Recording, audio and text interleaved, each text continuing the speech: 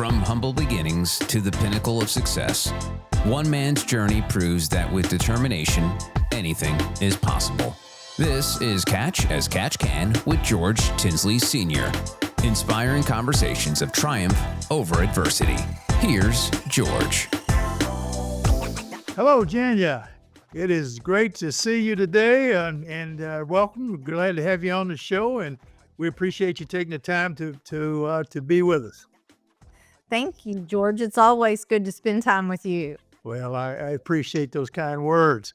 To the audience, I want to introduce Jania Bailey, Chief Executive Officer of FranNet, and one of the most respected voices in the franchise consultant industry, with over 30 years of experience in the banking and franchising industry.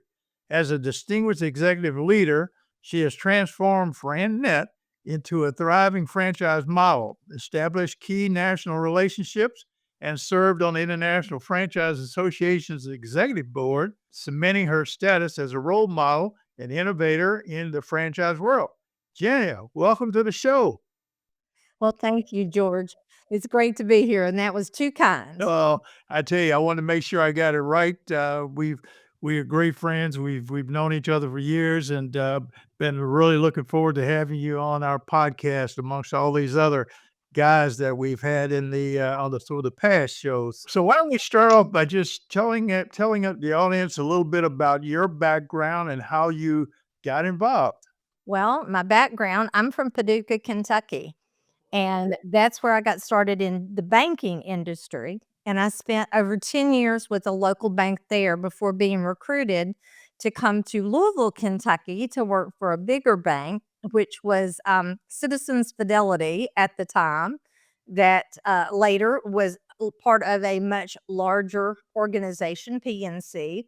So total in banking was almost 20 years, little over 19 years actually. So while in banking, my role was to be a small business lender.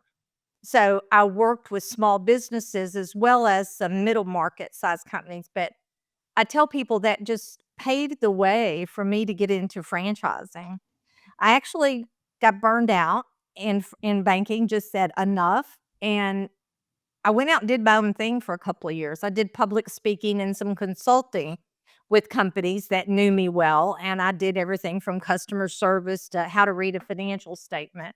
While doing that, one of the clients I developed was a regional owner of Fantastic Sam's in Louisville. He actually owned about 23, 24 salons at the time, as well as had a warehouse. And then he had this regional side that he had signed, to try to grow the region. The time I joined him, we had 3 states. It later became 5 states. So I ran a 5-state region for Fantastic Sam's on the local or the regional level for about 7, 8 years. Then I went to work for corporate Fantastic Sam's. And corporate Fantastic Sam's is where I was. I was in Texas doing a turnaround on a troubled region when, like a lot of companies that are involved with private equity, there was a kind of a time where they started rearranging the chairs on the ship, and the president that had hired me was one of the people that got axed. And I knew, as in corporate America, that a lot of times the next in command and that next level of people are the ones to go for a new president to set up his own shop. Threw my name in the hat at FranNet through some friends that called and said, they found out FranNet had gone through some changes and they were looking for a president. I got the job, George. 8 years ago. 18 years ago, you say? Yeah. Yep. Okay. Well, that's outstanding. That's a wonderful background, building from the banking business and then getting into the corporate structure there and starting getting this off the ground. So, what were some of the key challenges that we ran into with FranNet, especially in going to the franchise model? Well, when I was brought on, there had just been a change in ownership.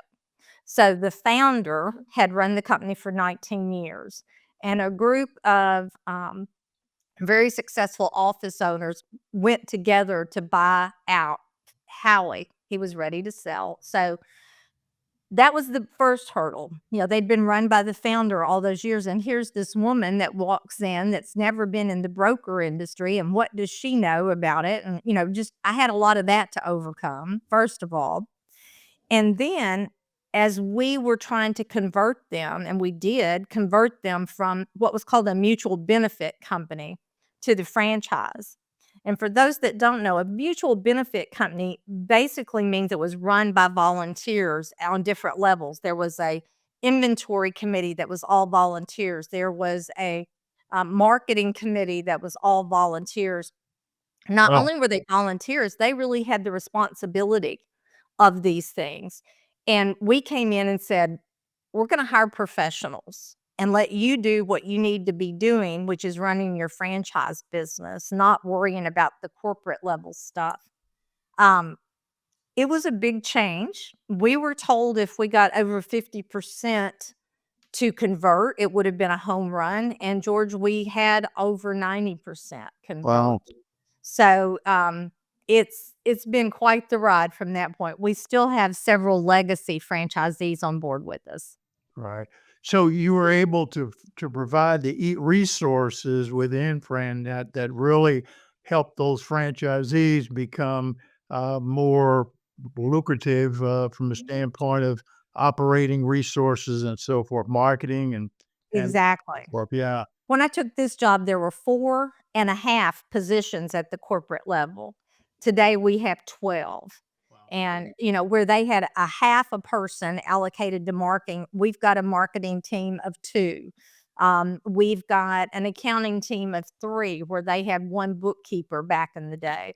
So just a lot of basics that had to be put in place. And I used to say every time I turned over a rock, there was a new pile of snakes I had to deal with because it'd been the same for 19 years. So there was a lot of updating and cleanup that had to be done. Mhm. So what strategies in particular did you as a leader implement that helped make all this happen and take it to the next level? Well, the first was communicate. I over communicate because I think that's what is necessary in the franchise world. So little things like we implemented a weekly update that we still do to this day. We implemented regular calls with the group. Now, during COVID, they became weekly calls. Now we're back to every other week because no need in just having a meeting. But I believe in keeping them informed every step of the way. And have been a franchisee, but, as a franchisor, we always say we need to tell you and tell you and tell you again. And about the time I'm sick of telling you, you get it. Because those franchisees are so busy, my little emails are not top priority. So we need to be sure we don't let anyone go uninformed of changes being made or just the business atmosphere at the time. So the communication, I would say, was a major key. Mhm. I think back to what you just said when I worked for KFC Corporation as a corporate leader in working with franchisees. Those franchisees were always looking to soak up any and everything that they could when they had a Yep, chance to spend time with the with the franchisor, if you yep, will, and of course. Some of the franchisees themselves, the owners that is, sometimes didn't want a whole lot. They just wanted to be able to pick and choose, cherry pick and so right. forth. So, but the ones that were really successful, especially you mentioned the legacy franchisees that have Mhm. been with you, I'm sure that they really just soaked up and implemented everything that you were putting out there for them. So, given where things have gone here lately, what have you noticed that just jumps out to you in the franchising Wow. uh, business?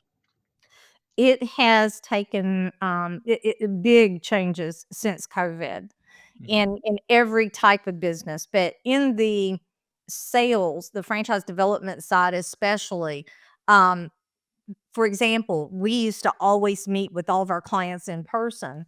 Now we utilize Zoom or Google Meet or any of the others.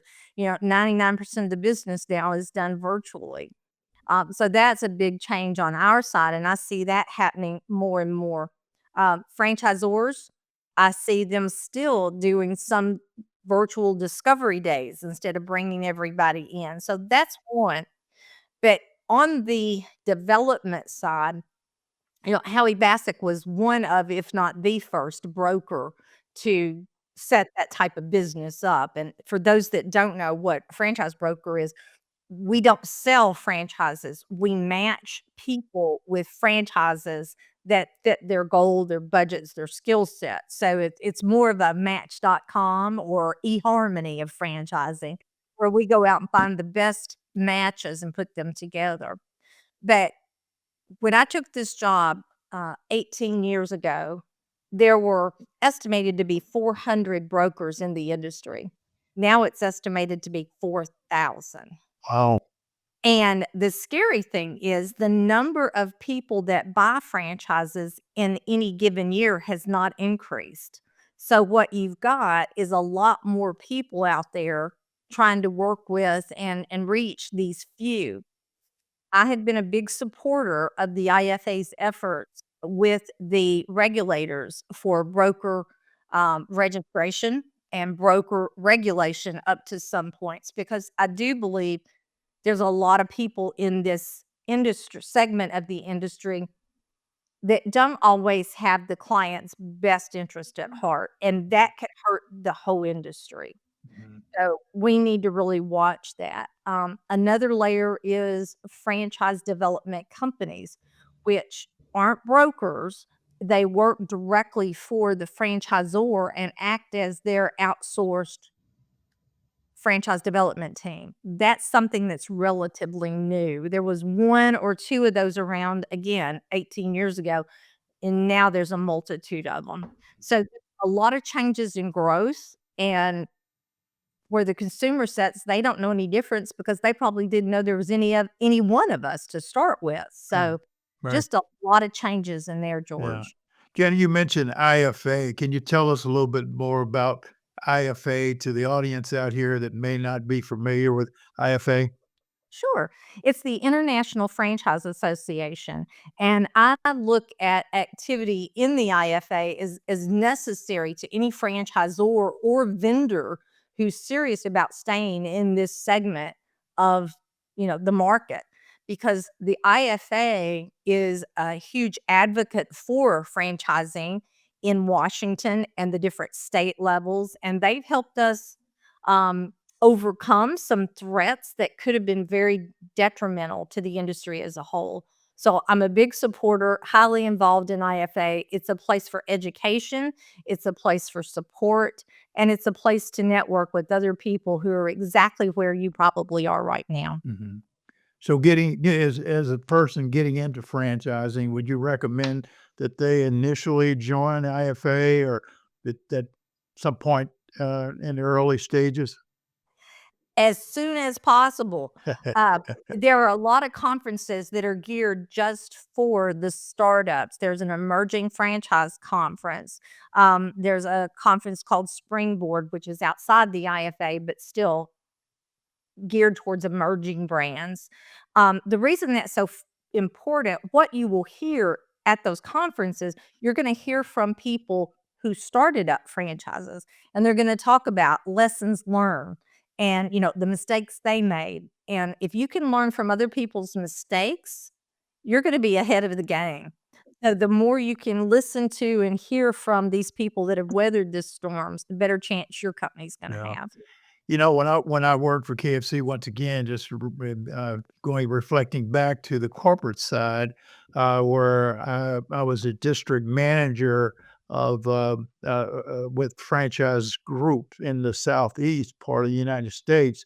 One of the first things that I saw that the more meetings that I could arrange, and in particular, we had just had a minority franchising program kick off, so I helped them start the Minority Franchise Association, which when these franchisees came together, minority or otherwise, they were just so hungry to learn Mhm. what other people were doing and can kind of Right. compare what they're doing and walk away with good tips. So, in an international franchise association takes it to a whole new level. So, Exactly. thank you for giving some insight there. Tell me about the Bonnie LeVine Award. Well, the Bonnie LeVine Award is a recognition that's given annually to a woman that has been nominated for their work in the industry.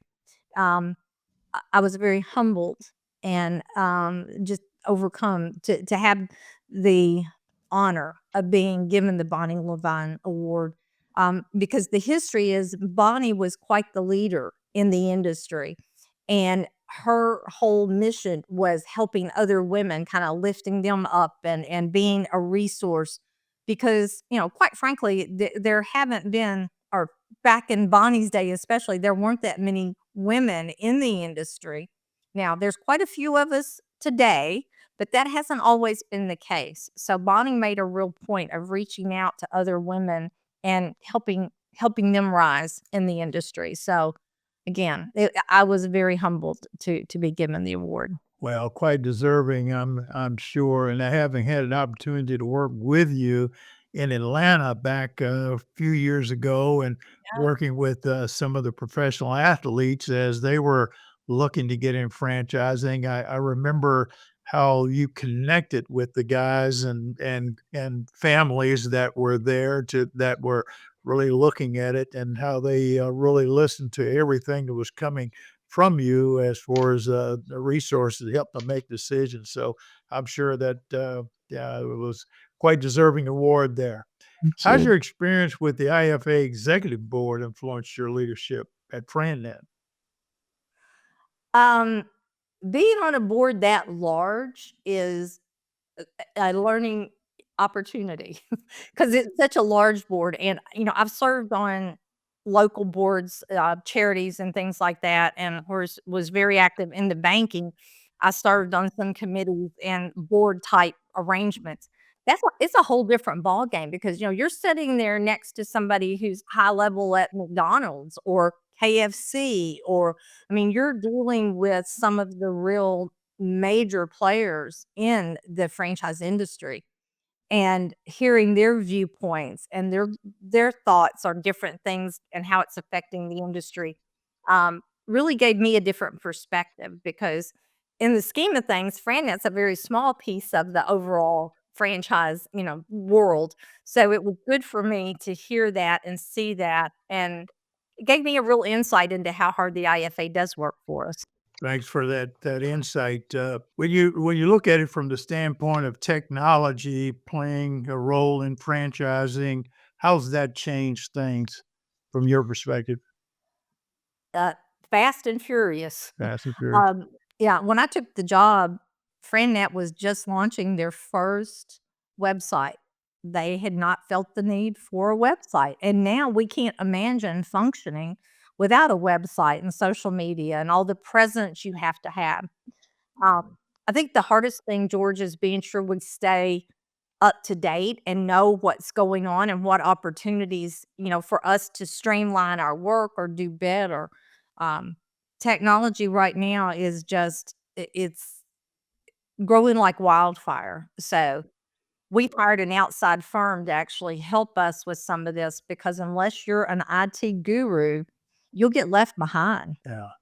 Certainly from a franchisee standpoint, the technology that the franchisor has, that's standard operating and Right. if you're able to tap into those resources and be able to analyze your business on a daily and sometimes hourly basis, that certainly, really helps out with, from a franchisee standpoint. But like you said, that as a more mature franchisee, I'll say, it's a little tougher sometimes to adapt. But these youngsters that are running our Yeah. operations, they do a great job of being able to, if they use it as a tool, constructive tool, to help them get things in line and make bonus, if you will. So yeah.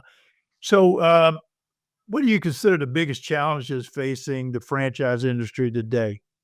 I think we need to continue educating the general population as well as our legislatures, the people that we've elected, about why franchising is needed and why franchising is so important to the overall economy. You know, George, as having had influence on hundreds of people's lives through the year, franchising gives a lot of people their first job. And, the more pressure and the more regulation you put on franchisees, the harder it is for them to open those doors for other people. For example, what we saw with the minimum wages being, mandated and going up everywhere. Well, what we saw now, you go into a lot of fast food places and you don't get waited on. You've got to enter your own order. That's a job that's gone. And, the people that were pushing for those higher wages don't think through those things. Right. Because a franchisee, as you well know, you've got a thin margin to operate under anyway. So if we increased your cost over here, you can either increase the price of your product or service, or you got to cut cost. Those are really the only options you have. That's true. And That's we true. got to keep educating that Yeah. franchising is not the bad guys. Yeah. Yeah. Hey, and you mentioned a number of the youngsters that come into the business, especially in fast, quick service and the casual dining, that that's their first job, and Yep. they're able to take what they see, those skill sets, and go on and do bigger and better things in other areas as they move on. But as mentioned, if when wages go up, you got to figure out somewhere where to cut that cost, and usually labor is the first thing that you Yep. start taking a look at unless you can figure out how to drive those sales, you know, a little bit more. But it's a tricky thing. But legislation is key. And a lot of people don't think of that. So glad you delved into that a little bit there. So, Jenya, having known you for a while, and our podcasts are based around turning obstacles to opportunity. My recent book, autobiography of Catch as Catch Can. I like to some of the folks that we have on to talk a little bit about some of the obstacles that they want to share. I don't mind sharing that you've run into and how you turn them around to become a positive and help you overcome. Well, I'll just be real personal. I come from Paducah, Kentucky. Part of my childhood was in a house trailer, 4 kids in a 3-bedroom house trailer with the parents. And I ran away from home at 15, George. Had my first child at 16 and graduated from high school, divorced with a kid. So, Well, by all means, I'm supposed to be much further down the food chain than I've been able to achieve.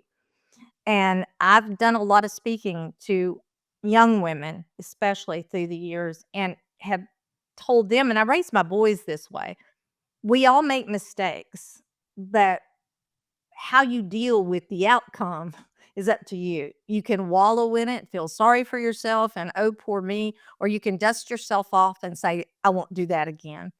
And you just have to keep dusting yourself off because life is a series of ups and downs and good. My first job in the bank was a secretary. When I left banking, I was a vice president of commercial lending. wow. And I did that by constantly raising my hand and asking for more to do. And what else could I go to school at night? What did I need to specifically learn? Because I didn't have a college degree. And what can I learn that will help me in this job? And that's what I did all the way through my career. I was never content. And maybe that's a personality flaw that it was, I think, what kept pushing me. Um, and maybe like you, I mean, for me, what my career has done has fed a part of me that maybe doubted, had a lot of self-doubt and a lot of insecurities. And I found something I was good at. And I had people that encouraged me along the way and believed in me. So that's my story in a nutshell, George. Yeah, great story. I didn't know all of that about you, and I didn't think so. that's certainly a great story coming from Kentucky myself, Louisville, Kentucky. Understanding where Paducah is, of course, Kentucky in itself, has some great stories. So that's a great story. What would you say to a lot of women that are looking to get into franchising and or even the corporate structure that have some of the obstacles that you just mentioned? What advice would you give them? I don't think what you mentioned as far as a flaw is definitely not a flaw. I think it's a great personality trait to have. Thank you.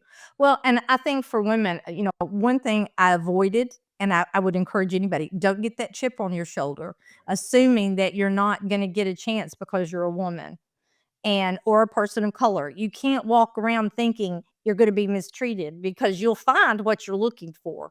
So instead, go into those opportunities with I can do this, and I'm looking forward to proving how good I can be.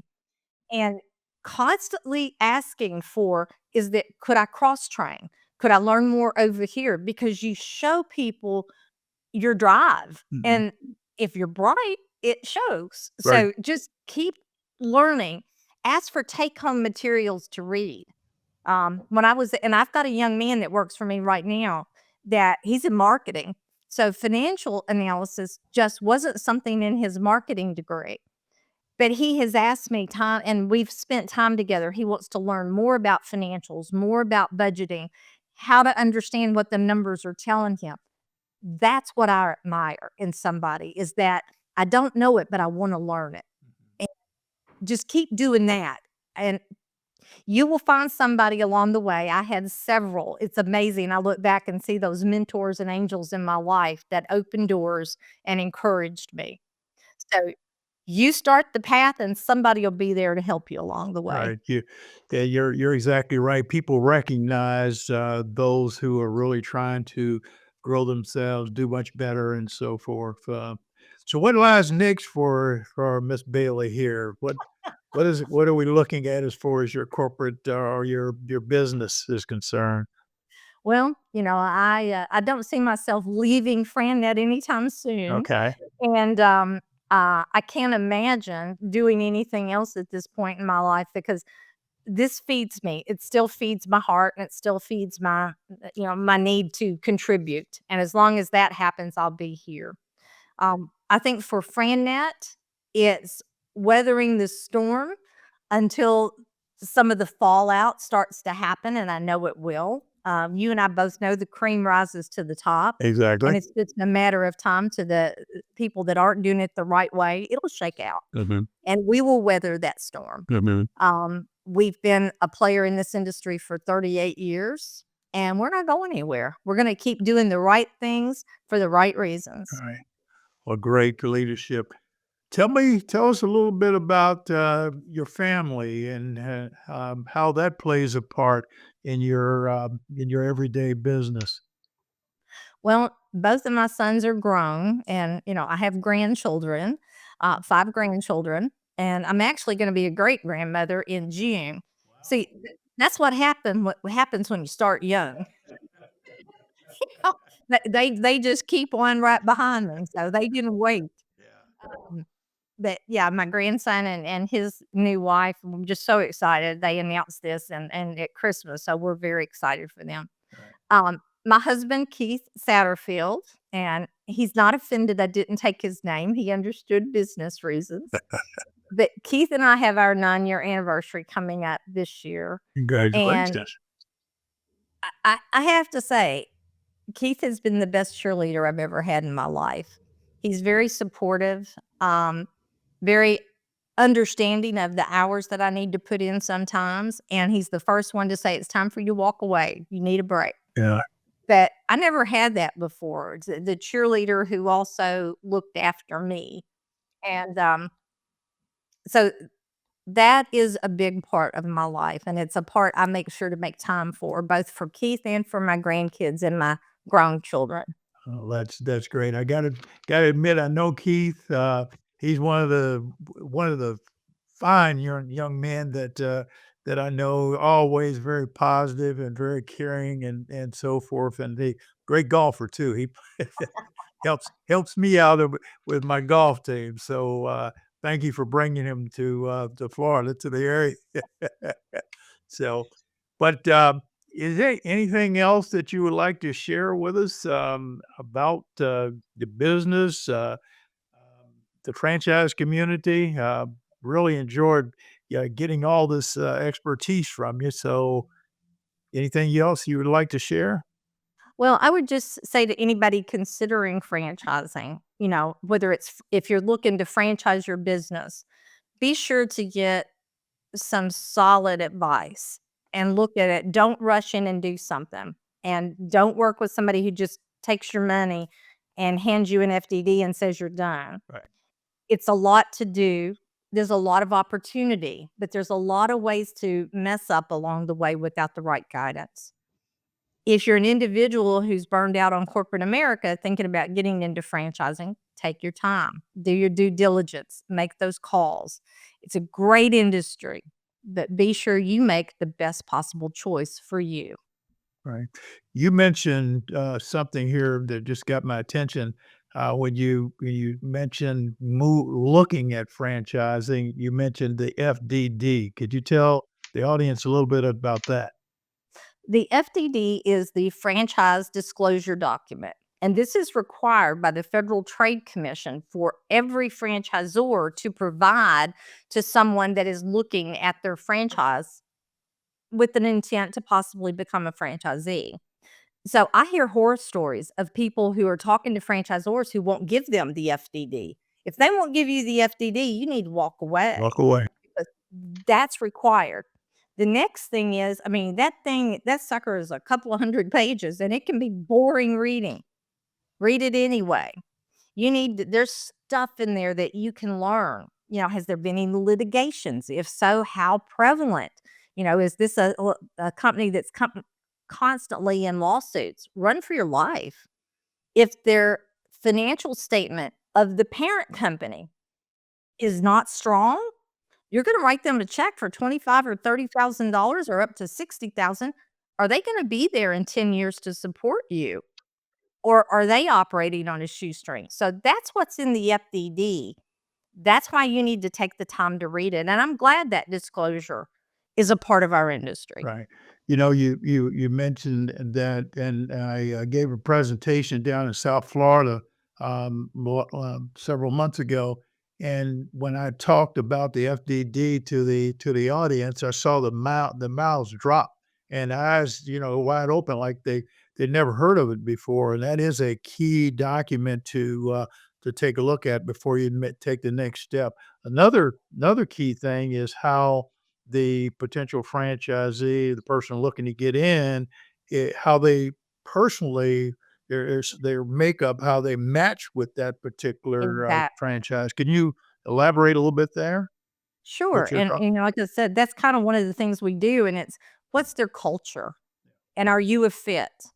If it's an early stage franchise, if you're a person who needs a whole lot of structure and a lot of reinforcement and constant, contact, you're not going to get it in a young one because they're going to be running and gunning. Now, if you're that person that says, I wished I'd have owned the first KFC or the first McDonald's and I want to be a part of that, just go in with your eyes open. On the flip side, if you're that real entrepreneurial person who says, I can't wait to make all these changes and make it more, you're not going to fit into a structured, mature brand because they've been down those roads. They've tried the things that worked and didn't work, and they're going to expect you to follow their process. So that's one of the things you have to look at. Another is your budget. Don't risk everything you have. Don't put it all on the line because not everyone is successful. Be sure it's a comfort level in the investment you're going to make. If you lost it all, would you be okay? And I don't think many people want to hear that, George, but the banker in me says you got to take care of home and hearth too. You got to be sure that if this doesn't work, Mhm. are we okay? Sure. Um, It's not falling in love with a product. It's falling in love with what you'll be doing. I often pick on the frozen yogurt companies. I love frozen yogurt, dearly love frozen yogurt, but I would be a terrible owner of frozen yogurt because on Friday night, when my teenagers decided they'd rather go to the football game or the basketball game, or they have a hot date, the teenagers working for me, I'm in there scooping yogurt on Friday night, which was not my plan. So you've got to think about what your role. Are you going to be okay going into a KFC at night when there's a problem and taking care of it? Are you going to be okay, putting in those extra hours yourself sometimes? Owning a business is very different than having a job. And you're exactly right. I find, like you just mentioned, when I talk to some prospective franchisees, I have to be kind of careful because I don't want to discourage them, but at the Right? same time, I want them to understand the reality of Yeah. having to work 7 days a week, and your buddies are off in Hawaii having vacation and so forth. I'll never forget that first year as a franchisee, having to work 24/7 and keep getting that restaurant up and running. And my buddies were calling me, and they were in Hawaii. Well, why aren't you here with the meeting that we're having and so forth? And literally almost crying, as I got through that first year. But it paid off because I wound up with the number one KFC in the nation for town size that year. It all due to dedicating myself to making it happen. So it's not easy, and not easy at No. all. So I always love people, George, that say, I want a low-cost business that I can make millions and not have to work real hard. right, And my answer is, when you find it, call me, please. right. And sometimes it's that statement where you tell people, or they ask you and you tell them you're in the franchise business. The first question is, how many do you have? Mhm. And not understanding that you can have 1, 2, or 3 good restaurants Right? versus 100 that 50% of them are bad, and the other 50% may be performing well, but they Mhm. bring it down. So that's a misconception also. Yep. And it, And I always bring up, not all franchising is French fries right. or fried chicken. There are a lot of service-based industries that are a very good fit for people. It can be your background makes you a great manager owner of some services you would have never thought of. That's why it's important to take your time and look. Right, right. You mentioned French fries. I think we collaborate on a book there that says not just French fries. Yep, more than French fries. Yeah. Yes, we did. So, Jania, I tell you, after listening to you, I'm going to be looking for you to write your first book. If not, if you haven't already got one out there, you'll tell your life story. Quite a great story from Thank you. Paducah, Kentucky, to where you are today and where you're going. I wish you all the luck in the world. I want to thank you for being on the podcast with us today and giving us a great insight. And wish you all the best success in the world. Thank you, George. I appreciate you, and I appreciate your friendship. Thank you. Likewise. This has been Catch as Catch Can. Your success story is waiting to be written. What will you catch today?